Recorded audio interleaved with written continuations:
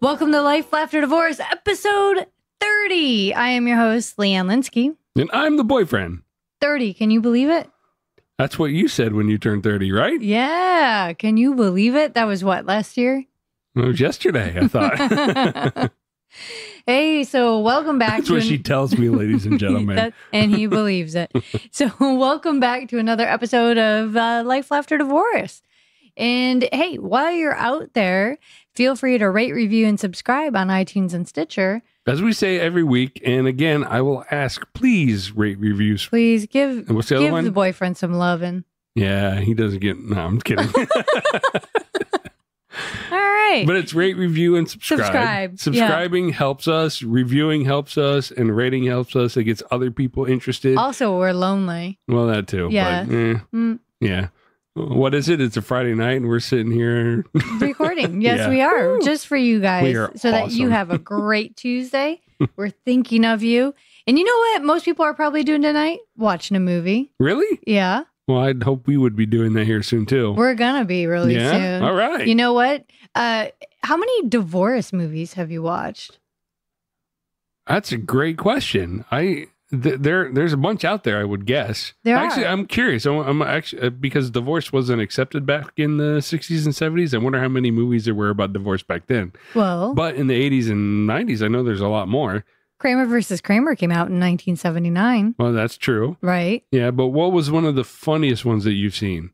Well, everyone knows. Wedding Crashers. No. Well, that one's funny, but I was more thinking of like Liar, Liar. Liar, Liar was great. Yeah. And Mrs. Doubtfire. That was a beloved movie that a lot of people just, they still talk about it today. Now, Robin Williams' performance was just outstanding. Right, of course. And then on the flip side of that, there were some really scary, depressing ones that was more like Divorces. The War of the Roses. Yeah. That was pretty that dark.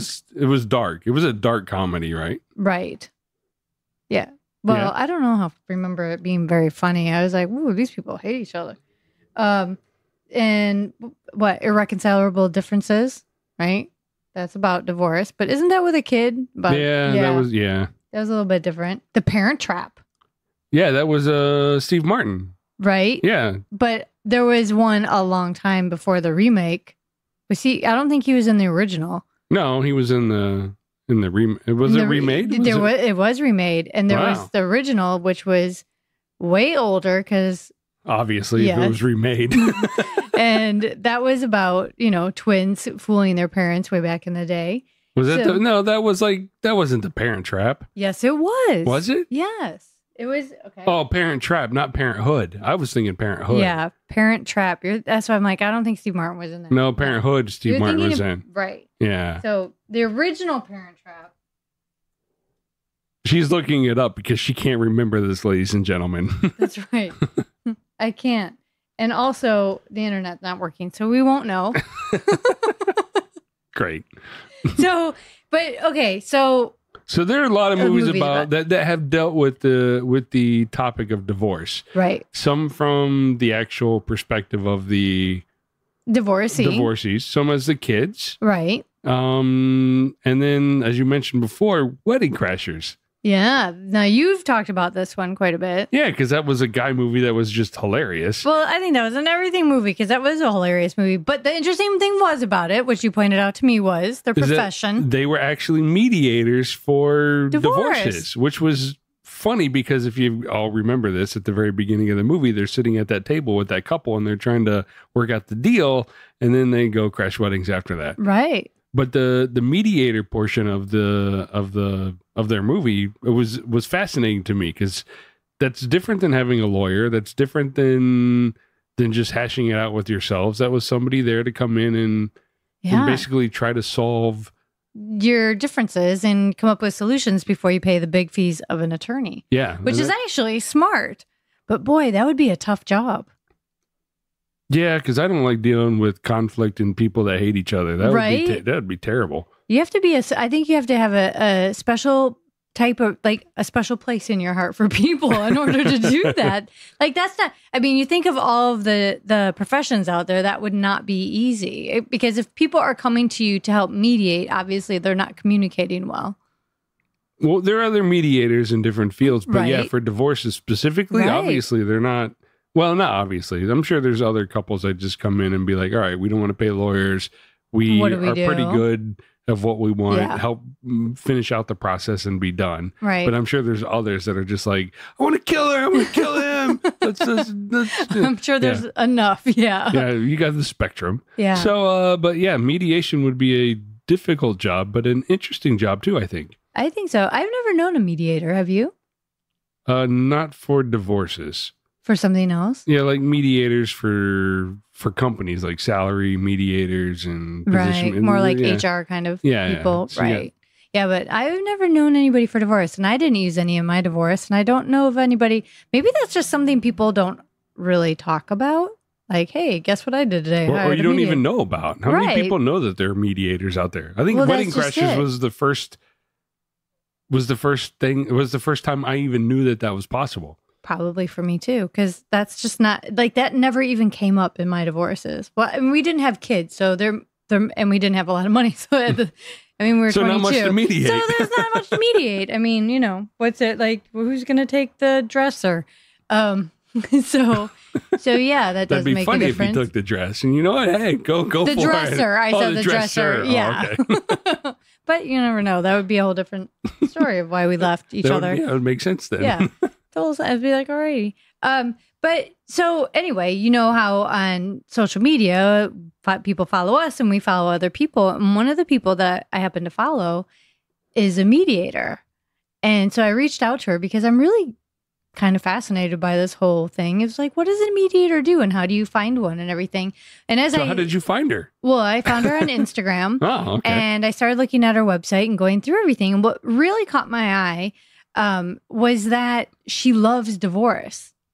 How do you love divorce? She has she sees the positive in it, and was there positive in it for you? Yeah, I mean, when I look back, I see a lot of positive. You got me now, and so that's yeah. right. Hey, yeah. if I hadn't gone through all that, I wouldn't be here. And then where would this podcast be? And where would you be? Right? How sad. Woohoo! So, but anyway, I found her on Instagram. I was researching her website and reading up on it, and she's had quite a background. And I was like, wow, this is fascinating. And I want to talk to her. I want to learn more about why she loves divorce so much, and that her mission is basically to change the stigma of divorce. And I'm like, I'm on board. Let's do this. I want to find out what you're doing. So I reached out to her. So our guest today happens to be an author. She wrote a book, and just so you guys know, I'm going to put all the links so that you can contact her in our show notes like I do every week. But she has a book that she wrote called The D Word. It's for children and parents to enjoy together. She is also a divorce coach, and she is a mediator. So without further ado, I'd like to introduce you to Tara Eisenhard.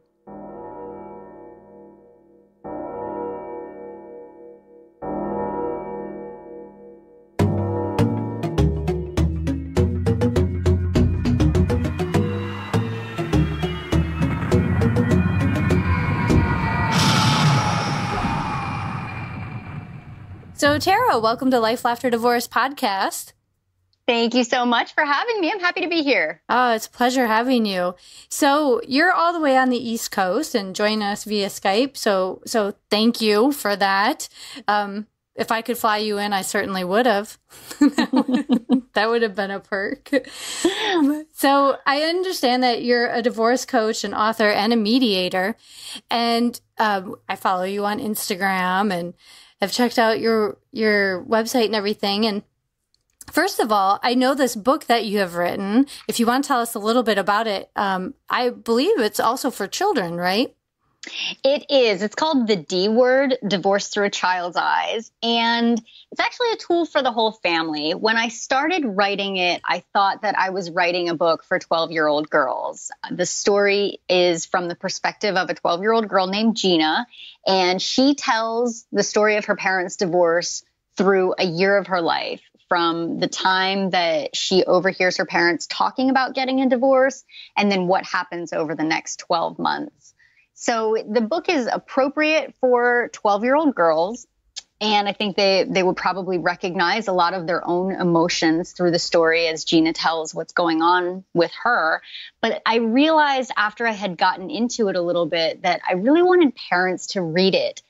A lot of the problems that happen in divorce, especially where parents and children are concerned, is that everybody has their own perspective on what's happening. Everybody has their own storyline. And we assume that the people around us are seeing things the same way that we see them. And if I see my ex as the villain in the story that I'm telling myself, I might very easily assume that my child sees the same thing.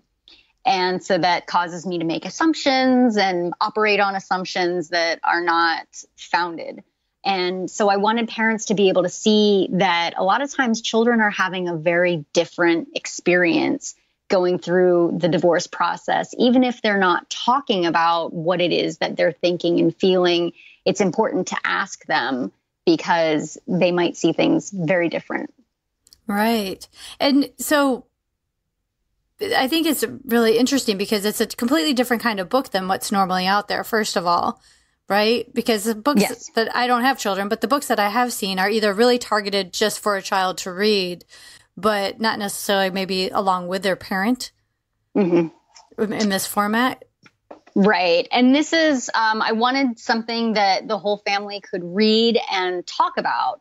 And they don't necessarily have to sit down as a family and read it together. But I've talked to families where, they just kind of pass it around and then they have a family meeting and say, what stuck out to you? And they kind of relate the things that happen in the book to the things that are happening in their own family. And then they can more easily talk about what's going on because they can refer back to the book and how it happened there. Right. Right. And now going from your experience, now you are a child of divorce, right? Yes, I am. And a divorcee, correct? Is that correct? Yeah. Yes. So you've experienced from two different angles, which is pretty interesting considering you wrote this book and you can see both perspectives, and it's cool for both parties to be able to read it and get something from this book as well. Like you're not coming from it just from the point of view of the child or from even as a coach, right?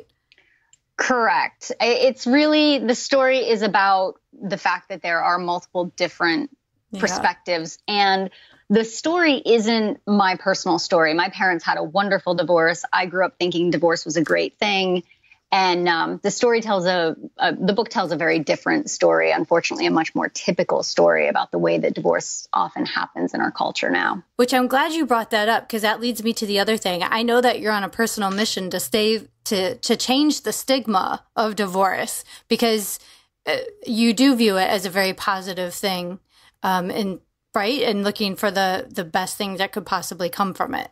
Do you? Yes. Yeah. Tell me, what are you doing? I saw that this is your mission. I'm like, I want to know what you're doing to change this, because it's so true, because I feel that there's so much shame associated with divorce, and also judgment from people who haven't experienced it. Yes. So what happens so often, and I didn't realize this until I became an adult, and really when I was getting divorced, my parents had a good divorce. And so when I got a divorce, I had a good divorce, and I knew that it was a solution to a problem. I knew that my ex and I were doing the right thing. And when I told people that I was getting divorced, I was happy and I wanted them to be happy for me, but nobody was happy for me. And everybody was either angry or they were sad for me. And I could not understand what was wrong with everyone around me.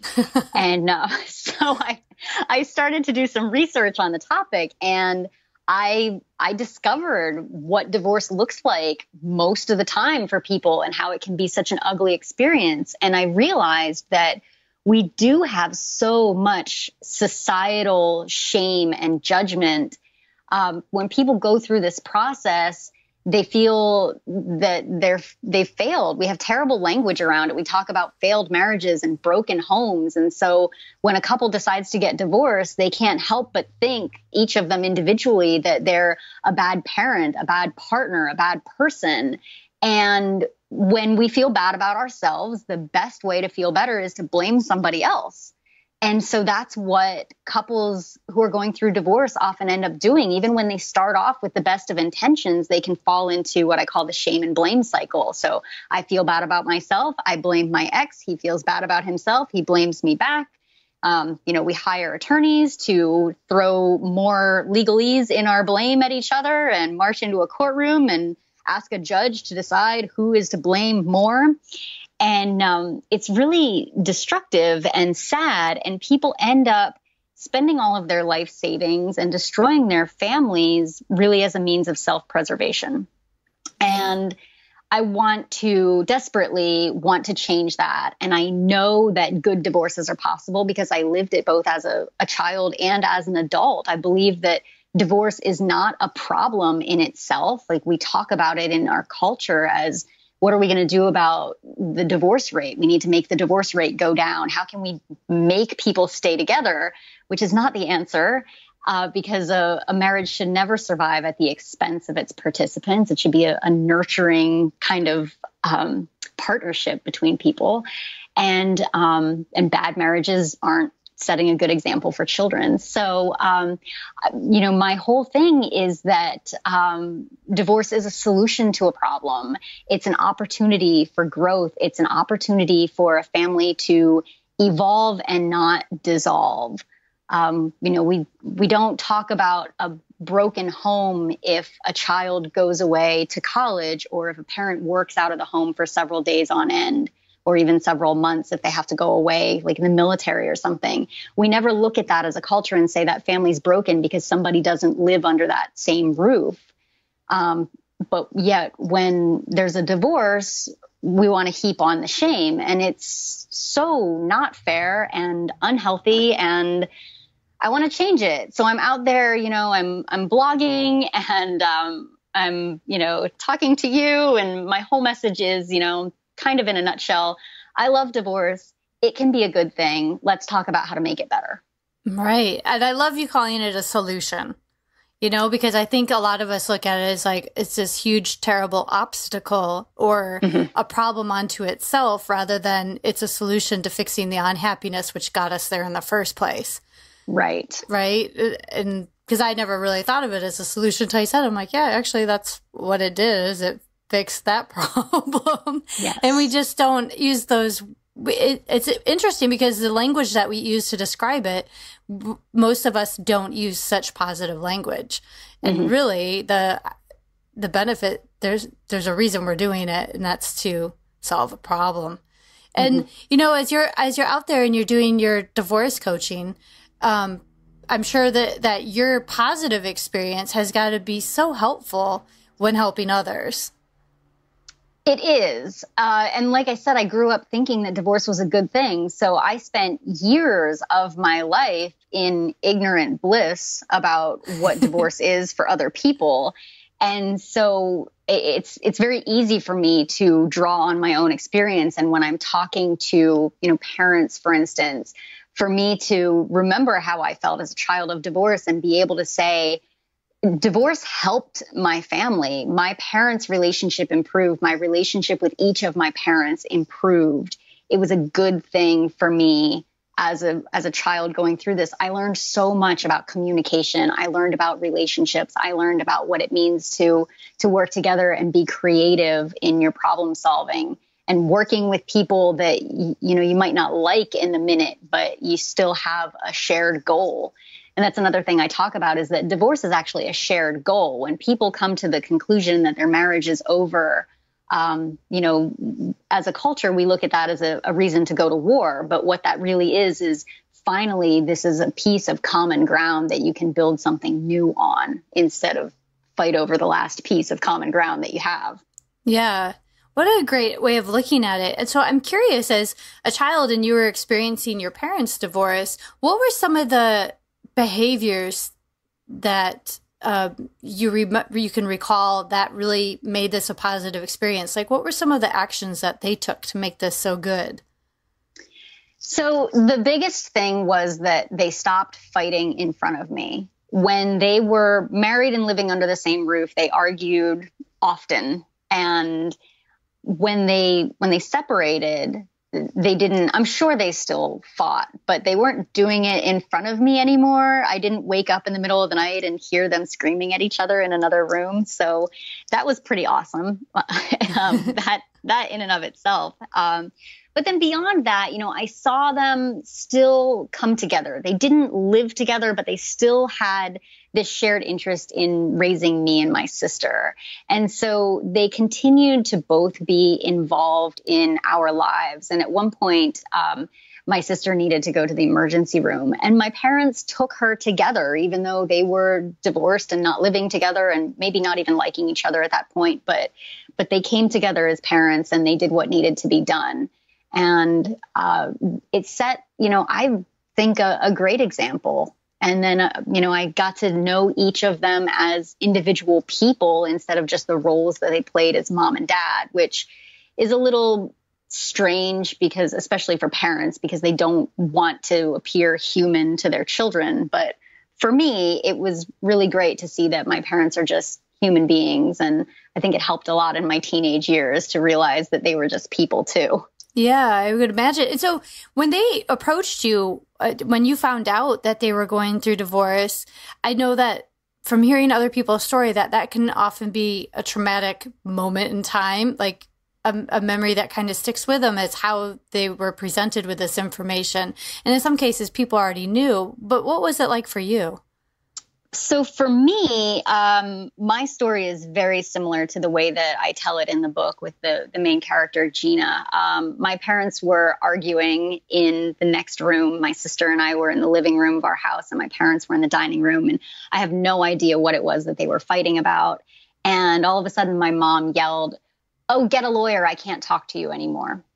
And I was so terrified in that moment. And my sister looked at me and she said, "What does that mean? What's going to happen?" And I had absolutely no idea, but I knew that I needed to be the calm, strong, big sister. And so I said, "Oh, don't worry about it. You know how they always fight and they say things they don't mean. Everything's going to be okay." And later that night, I had conversations with each of my parents separately, and they confirmed that, yeah, they have realized that what they're doing isn't working anymore, and they really do need to separate, and that they didn't know what was going to happen next, but they would let me know when they knew. And so then it was several months later that I found out that my dad was going to move out. And it was, the whole thing for me was, it was traumatic in the beginning. When I didn't know what to expect, that was the worst part. And I tried to figure things out on my own. I had a whole plan for what was going to happen next. Then my parents didn't do the thing that I thought that they should have done, which kind of irritated me. So it was scary in the beginning. And I really did think that, my life was over and that things were terrible.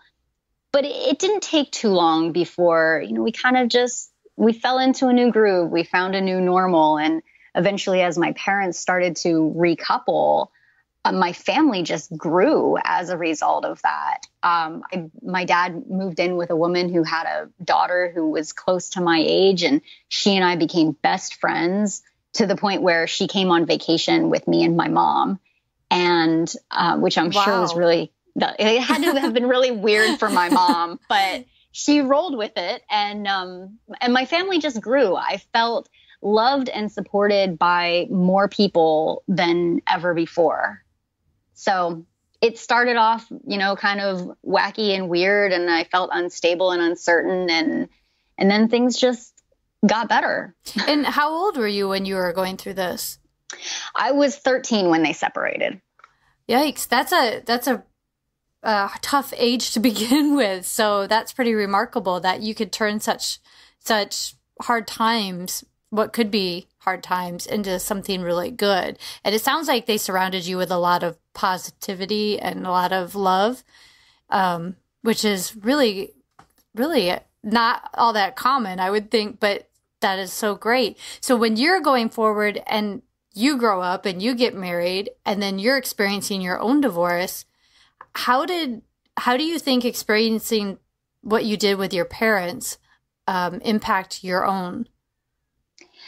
Well, it's funny because I didn't draw the parallels at first, and my husband and I were miserable for quite some time, and we had it could have been a very ugly divorce because of the assets that we could have fought over, but we didn't have children, so that simplified things a little bit. But we had been really miserable for quite some time. We probably should not have gotten married in the first place. I tell people that my ex-husband and I grew up together, and he sat behind me in fourth grade and he used to pull my hair. And then I married him, and I don't know what I was thinking. Why did I marry the little boy that used to pull my hair? So let that be a lesson to everyone else. He came home one night and he told me that he thought we should separate. And I was so angry with him. And my immediate thought was that, how could he just come in and just throw this on me and declare, I think we should separate. And it should have been a conversation between us. He told me that he'd been talking to his mother about it and that she agreed. And then I said, well, how could you bring your mother into this? Why are you talking to other people about our marriage? And I stormed out of the room and I went down the hall into our office, and it was late at night and the computer screen was glowing and that was the only light in the room. And he followed me. And he stood in the doorway. And so I'm sitting in the chair and I'm looking up at him, and he's standing there illuminated by this green light. And he said to me, he looked right at me and he said, "Isn't this what you want? Don't you hate me?" And all of a sudden it was like a light bulb went off in my head. And I said to him, "Yeah, I do hate you." And admitting to him that I hated him allowed me to stop hating him. And suddenly the path became very clear. We agreed on something for the first time in a long time. We knew without a doubt that it was absolutely necessary for us to separate, that we wanted completely different things in our lives. And so we started to work towards this goal together. And because I didn't grow up in that kind of contentious divorce, it just wasn't even, I didn't have it in me. I knew that what we were doing was the right thing. And I knew that what my parents had done was the right thing. And so it just made sense. This is the right thing that we need to do. And we did it together. We had a family friend who was an attorney who knew what questions to ask us. And so we met him for lunch and we sat down at a Chinese restaurant and we decided who was going to move out and who was going to get what. And we wrote everything up and we separated everything. And a couple months later, after all the assets were divided and everything, I called an attorney, and he wanted to, be really thorough with me like any good attorney. And he wanted me to give him all the information. And I said, no, everything's done. I just need to file. I never met my attorney in person. He said that he would send me some paperwork and I could send him a check. And that's what we did. And it was all done. And my divorce cost less than $400. Yeah. And I didn't realize, like at the time, while all of that was happening, I still didn't know. I started to become aware that other people didn't have that same experience.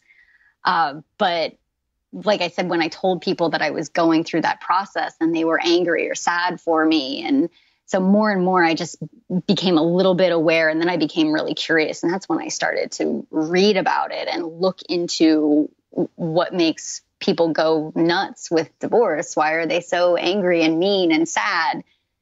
Because I was just happy and relieved and really just knew that it was the right thing to do.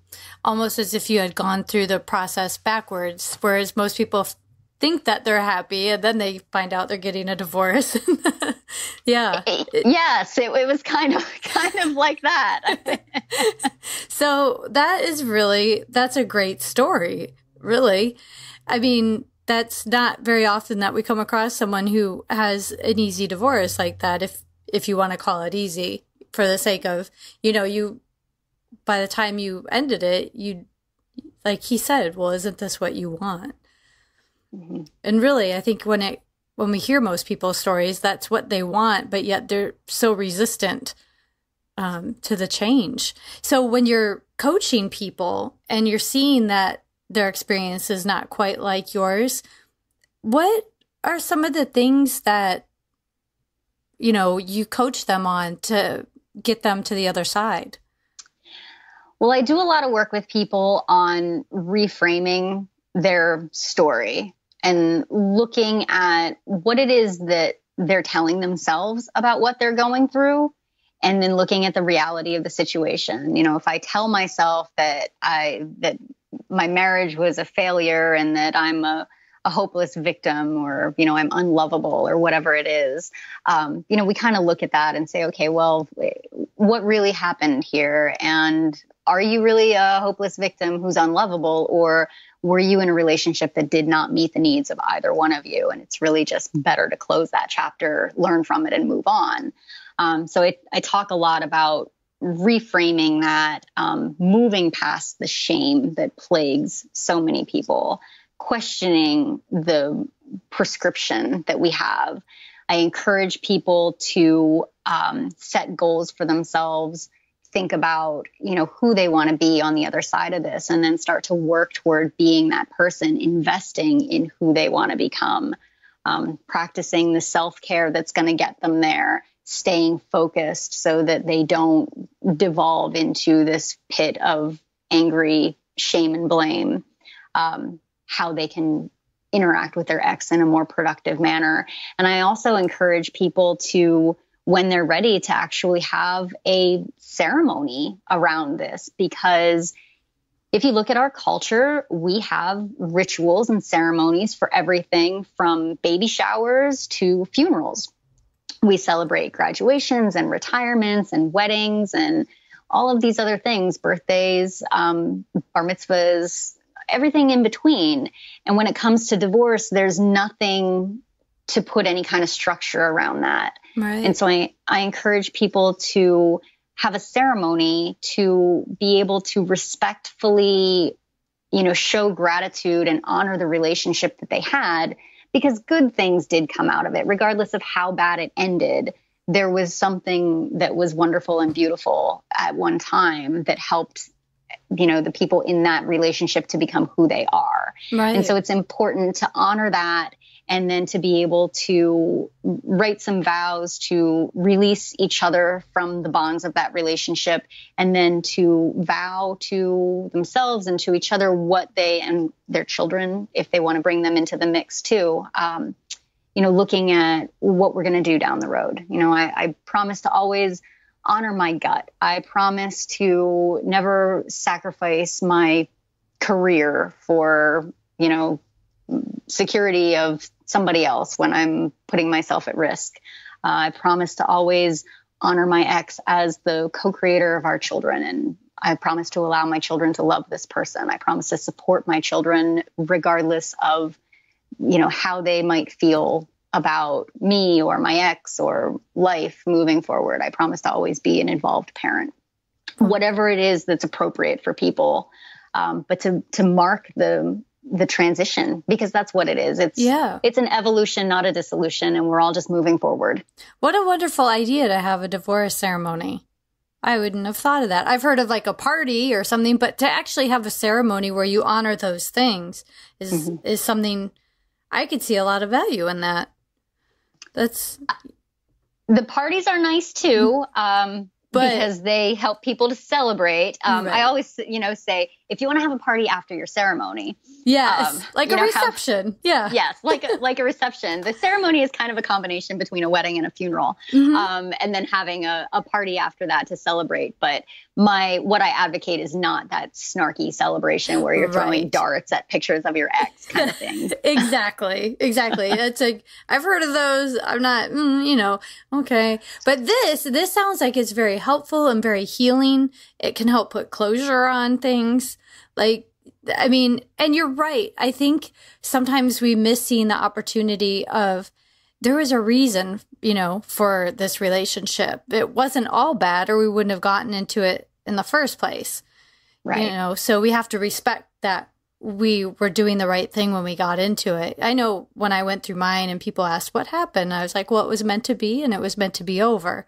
Right. But, you know, and that was kind of my go-to line all the time. But hearing what you have to say, I mean, that really, there is a need for that. And why isn't it Why isn't there something for that? There's something for everything else that we do in life, but not that. I almost want to hire you now as like my person to like conduct my divorce ceremony. You could almost start a certification process. I've thought about it actually. Celebrants can be really great people to bring in for something like that. But yeah, you're absolutely right. And we don't have anything for this. There's so much shame around it that it just doesn't ever enter into people's minds that we could do something to mark the occasion with dignity. Yeah, what a beautiful idea. And as a coach, you know, everything is about becoming. It's a transformation process that, you know, a lot of people don't understand what a life coach is or what a coaching process is. And I think, you know, the key word that you had mentioned is becoming. It's like, who do you want to become in this process? It's not just, you know, a lot of people may associate it with how do I just, you know, accomplish these goals, you know, check, check, check. And that's not at all what a divorce coach does. It's all about coaching you through the transformation of a certain part of your life, so that you can move forward. Mm-hmm. Right? Absolutely. Starting a new chapter. Evolution, not dissolution. which I love. So you've written this book, and you do divorce coaching. Were you coaching at the time of your divorce, or is that something how did that come about? No, the career path was actually something that came after that. I was, when I went through my divorce, I was actually working in marketing for a financial institution, and divorce just became my passion. At first, I had this insatiable curiosity to understand why people were reacting the way that they were to me. And then when I got a little bit more information about that, I was fascinated by it and I wanted to know more. Like, okay, well, now I know what divorce looks like for other people, but why is it like that? And so I just kept going. I read lots of books and, you know, chronicling longitudinal studies and things like that. And then I started dating a divorced dad, and he had children and he had an ex-wife. And suddenly I was in the middle of this other family. And I wanted to know, how did I fit in this process, and how I could be an asset to these children without trying to replace their mother, and what are the dynamics of all of that? What are these children going through? When I realized how deeply passionate I was about the topic in general and how personal it was to me, I decided that I wanted to make a change in the world for the greater good. And so at first I thought I wanted to be a divorce attorney. And I realized that it's not the attorney's fault, but they're part of the problem, because they're part of this existing paradigm, and people go to their attorneys that's the societal prescription. Get a good lawyer and start to plan your battle. And so I didn't want to be part of the battle scene. So I was trying to look for a different place for me. How could I serve? How could I get this message out there? And how could I help people without being part of that system? And so I found out through the blogosphere, after I started writing my blog, I found out about divorce coaching. And so I went to North Carolina and I did training to be a coach. And then it was after that I wrote my book. And then a couple years after that I did my mediation training. And I learned about mediation, and mediation is an opportunity for people to come together with a neutral third party who can help them to facilitate a conversation and let them make their own solutions, make their own decisions about what's going on in their lives and what this next chapter is going to be like. And I thought that was just beautifully empowering. And I wanted to be part of that kind of idea and this new paradigm that's rapidly now evolving around the divorce process, which is really encouraging. Yeah. So I'm curious, what is the difference between the mediation and the divorce coaching? Excellent question. So as a coach, I work with people primarily one-on-one, and it's a directional process. So I help people to determine what are their goals and how are they going to get there. A lot of people ask about the difference between coaching and therapy, whereas therapy is a deep process where you delve into your childhood wounds and why do I keep making these disastrous decisions in relationships. Coaching is just, where are you now and where do you want to be and how can we get you there? Mediation is more of it's a collaborative process between the two parties about whatever their dispute is. It could be the custody schedule. It could be who gets the house and who gets the boat.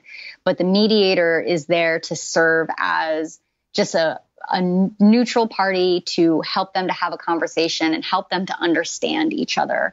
So being able to kind of reframe what people are saying and helping them to realize what it is that they're talking about. Because a lot of times, people talk to each other all the time and they don't ever get their point across. And so mediation can be really helpful in that, because you can kind of pull out what the interests are, what the positions are, and then be able to say, okay, this is, you're both concerned about this. How are you going to work towards a solution? What would that look like? What does success look like to each of you? And be able to empower them to work it out themselves. Mm-hmm. So when someone's, at what point would someone decide that they need a mediator? What would be the best time for someone to reach out? So the best time when for mediation, and it can be really at any point, mediation is not a process that's unique to divorce. You can call a mediator if you're having trouble with your neighbor next door because their dog is barking too late at night. That's a situation for mediation. So it's really available to people who are in any type of conflict. And the kind of situation that's ripe for mediation is when people are still willing to talk to each other and they're looking to hold on to their power and be able to make those decisions. So that could happen at the beginning of the process, or it could happen, sometimes it happens years into it where they've just spent all of their money on attorneys and they don't know what else to do and they're willing to talk to each other, but now they haven't talked to each other in years, so they don't know how. So they can use mediation then as well.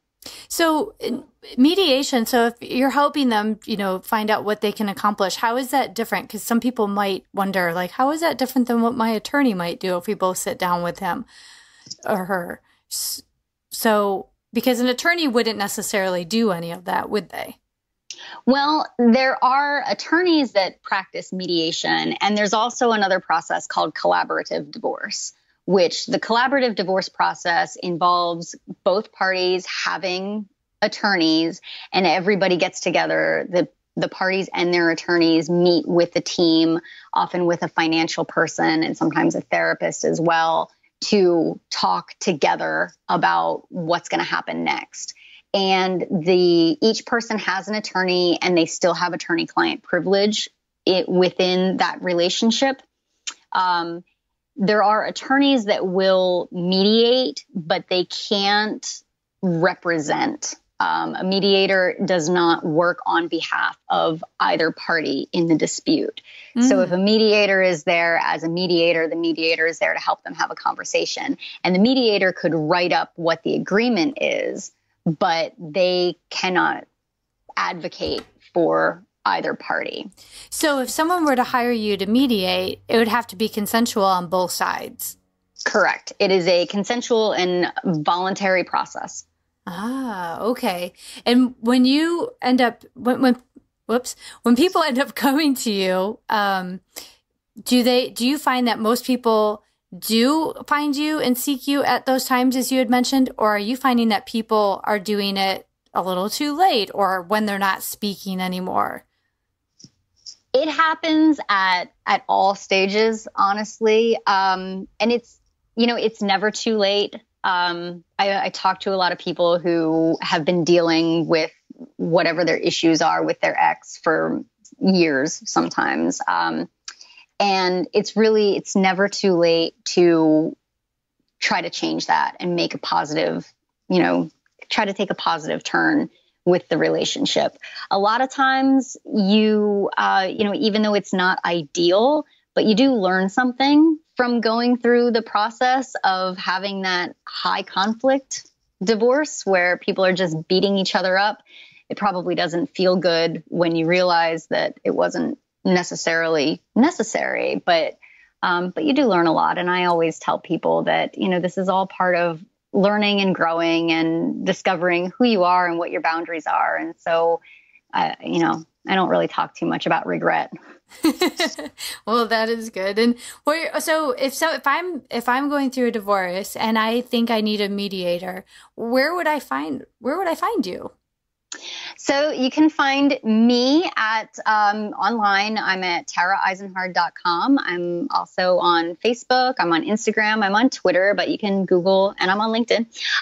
But you can Google Tara Eisenhard, TARAEIS like Sam, E and like Nancy, HARD as in dog. Great. And so, like, for people looking, like, if they didn't know of somebody who is a mediator like you, do you get listed? Like, can they go and they check you out somewhere? They can. There's several different networks online. And so you can always go and just search mediation and the city that you're in. Sometimes there might be actually a community mediation center that can help depending on exactly what the issue is. But I volunteer with a local organization here in Harrisburg that can help people. And it's a much lesser price. They just ask for a donation from people. So it's not like going to an attorney mediator and paying lots of money, again, depending on what the issue is. But you can always Google mediation in your area. There's also networks online specific to divorce. There's, like, for instance, the Divorcify network is one of them. And so you can go on there and look at the professionals that are in their network and see if there's somebody that you can work with. A lot of mediators are now doing mediation online too. So you can, I know a woman in Canada who mediates for people in the United States via Skype. So it's really, technology is really helping to expand awareness and practice. So I don't mean to send anybody outside of you, because don't get me wrong, that wasn't what I was trying to do. I don't want to send people away from you. But I think because mediation isn't something that I hear many people speak about all that often. Mm-hmm. It may be because they lump it together with the legality part of it, or the legal parts of it. But what I'm wondering is, like, as a mediator, can you work anywhere? Like you mentioned via Skype. So, like, if I'm going through a divorce here in California, would I be able to reach out to you in Pennsylvania? You could. And as far as, where the traffic goes, I just want to speak to that really quickly. And I just want to encourage anybody who's listening that it's always important to make sure that you're choosing and using your team players wisely, regardless of whether it's your lawyer or your mediator or who you're talking to, a best friend or something, a therapist.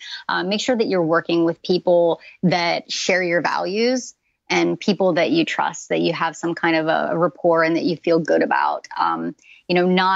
Not every professional is one size fits all. Most of them are not. So it is important to make contact and kind of do a little bit of an interview first before you decide to go with somebody.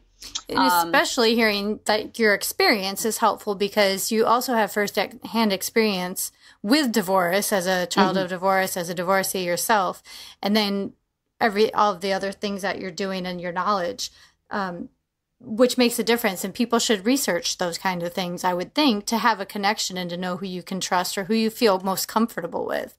Yes. And, some professionals are more aggressive than others. I mean, you see that a lot in the legal field, where you could hire an attorney that's a real bulldog, or you could hire an attorney that has a much more collaborative perspective. On the note about the attorneys, I am not an attorney, so I can mediate online. I can talk to anybody kind of anywhere and help people to have a conversation. And I can write up, the agreement is called a memorandum of understanding, whatever it is that those parties might agree to. I do encourage anybody who goes to mediation and comes up with an agreement to make sure that they do take that to their own lawyers, just to make sure that they have all of their bases covered. If there's something that they're missing, or if there's something that they've agreed to that might put them in danger, in some kind of danger, before they go and have that agreement made part of their official court order. It's always a good idea just to have another set of eyes take a look at it. That makes a lot of sense. And when people come to you and sign up, like, what can they expect from the process? Like, how long would it take, or what kind of sessions would they need to have with you? What is the setup for something like that? Well, it just depends on what their needs are. Sometimes you can solve a dispute, and sessions are about 2 hours. So sometimes you can solve, the custody schedule, for instance, might take a 2-hour mediation session. If it's something more than that, it could take a little bit longer. And people can schedule as many sessions as they need to. They can keep going as they need to. They can come back whenever they need to. If it's 6 months later and something changes, they can always come back and mediate again to redo that agreement and come to a different solution to the problem. But and I always meet people wherever they are. Whatever their needs are is what we work on. Oh, that's really great. So if I were to come to you and I had never been to a mediator before, which actually I haven't, and that's why I have so many questions for you, because I'm fascinated by this whole thing, and all of the experience and knowledge that you bring to the table with it is just remarkable. So let's say I want to come to you and have some sessions with my soon-to-be ex. What kind of things do we need to prepare and come to the table with? Well, depending on what it is that you want to talk about, details about whatever the issues are. So that might be issues about the kids, information about them, their school schedules, their summer camp schedules, things along those lines where you'd want to know, okay, well, we've got summer camp starting on this day. So when can we go on vacation with mom? When can we go on vacation with dad? That kind of thing. If it's more nuts and bolts assets, then you want to have bank statements. You want to know, have the value of the house and the value of the cars and all of that kind of documentation so that can kind of get put into the mix. Right. Wow. Okay, well, this is really, really wonderful. And I would think that by having a mediator, it really saves people in the long run on the time it takes to process a divorce filing, and also all of the costs associated with going back and forth between attorneys, especially if you have more than one. So you're probably saving people a lot of heartache and a lot of money in the end to have you outright, I would think. It does save a lot of money because like you said, you're paying one professional versus two. And because people are empowered to speak for themselves and bring their own expertise to the table, there's not all of that back and forth. My attorney needs to call me to find out something that's going on with the kids. And then my attorney calls my ex's attorney, and I'm getting billed for all of that. So that doesn't happen in mediation. Right. Well, that's pretty awesome. I would think that could... If I were to have kids, which I probably won't now, but if I were to have kids and go through it, I would definitely want to be calling you, because I think it just seems so much more of a positive experience to have a round table in a conversational way and have everything kind of like have all your ducks in a row before you go into the court. So what a wonderful concept. And for you to have such positivity surrounding it, I think would be most helpful. And I think your experience alone brings so much to the table on giving people a new perspective. Mm-hmm. And I'm sure you get feedback from your clients all the time as to how easy you make things. I do. The people that aren't offended by the fact that I love divorce are very appreciative. And do you really have people who are offended? I do. They don't end up being my clients, but there are several people that are offended by my perspective. Right. Yeah. And later, I wonder, down the road, they might be coming back and saying, you were onto something. Yeah. But I think it's really great. So if with all this experience that you have in divorce, if there's one thing that you could really share with our listeners that they could be like, yeah, that would be most helpful, what would you leave them with?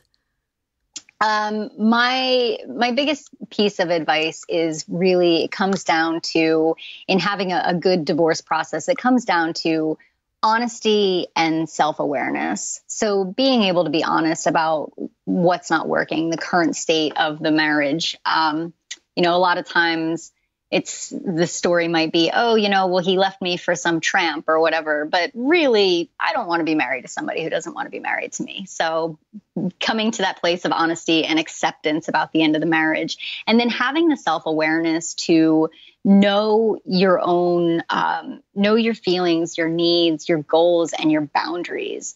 That is so empowering going through the process, because if you know all of those things and you can set appropriate boundaries, you can have more productive communication. And at the same time, you're working on something that is, something that's personal and positive for yourself.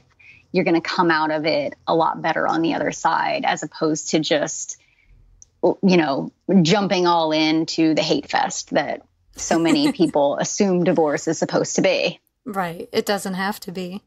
Right. You're absolutely great. Absolutely right. And that was great advice. And I hope everybody out there listening writes that down and takes note, because this has been so helpful. And I really appreciate you taking the time to share all of the information about your book, your coaching, and your personal experience, which is tremendous, as well as everything about mediation. That's something new to me too. So I really appreciate it. Thank you so much. Sure. Thank you for having me. I love divorce and I love to talk about this. Well, then we're just going to have you back on really soon. Thank you so much. Thank you.